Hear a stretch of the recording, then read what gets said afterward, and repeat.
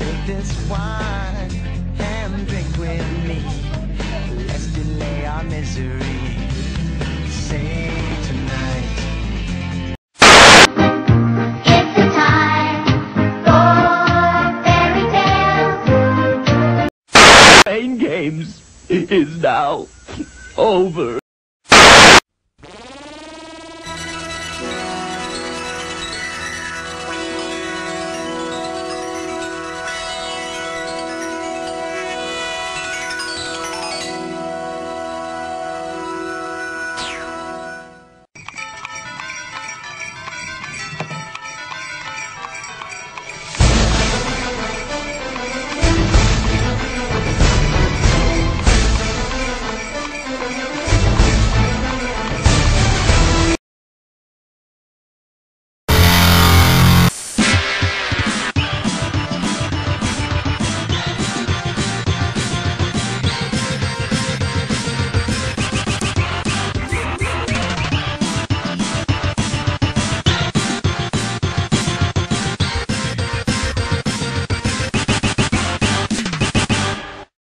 When the time comes to close the book of Phelps' 09 legacy, one could not look away from the train wreck from two teams that have engulfed the league so far.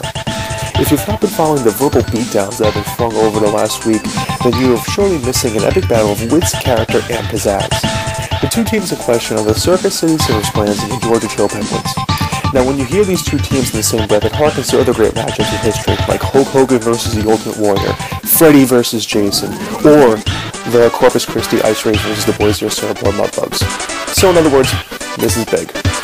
Only meeting once a year, the last time both teams laced up the boots to go mano-a-mano was in Week 12 of last year, where Penguins would embarrass the Cirrus Plans with an 84-48 thumping, and ultimately ending their dreams of playoff contention. So with a year to stew, would Cirrus Plans be able to put Chill Penguins on ice for their dastardly deeds, or would Chill Penguins once again put Cirrus Plans on permanent layaway? Leading into this short NFL week, there was a major smack talk going around between both teams. Mostly came from the mouth of the Cirrus Plans, who started off the week by saying, I quote, Let's do this. The Georgia Chill Penguins are riding a one-way pain train to whoop ass station this year. Woohoo, bitch. End of quote. Also adding on top of that with, stops will be at Miseryville, Wilmington, and Arrington Agnew Station. Thanks for riding Cirrus Plans Transit. End of quote. However, to not be outdone, Penguins retire with, and I quote, what are you doing next week? I hope you're free because you won't be in the playoffs. End of quote. So with the Bud Bowling at a crisp 100 Kelvin, we started off this week with Kevin Smith and Calvin Johnson for the Penguins, who would do mildly good with a combined 15 points. Adding during this game for Plans 5 points for Jennings as well. In the second game, Pens would get some good production from Zach Miller for 7 points, while Cirrus Plans would get 9 points from their stifling Cowboys defense. In the nightcap, our Plans' love-hate relationship with the one Brandon Jacobs would turn to hatred once again as the Jacobs train derailed for only 5 points. So after the Thanksgiving Day games, the score was close, with Penguins ahead slightly, 22-19 over Plans. With the 1 o'clock games, Plans would have to make the big moves since the majority of the players were playing at this time. For Penguins, the only player here was Steven Jackson, who would continue his good play over the last couple of weeks with 16 points. However, injuries would plague the Cirrus Plans from early going.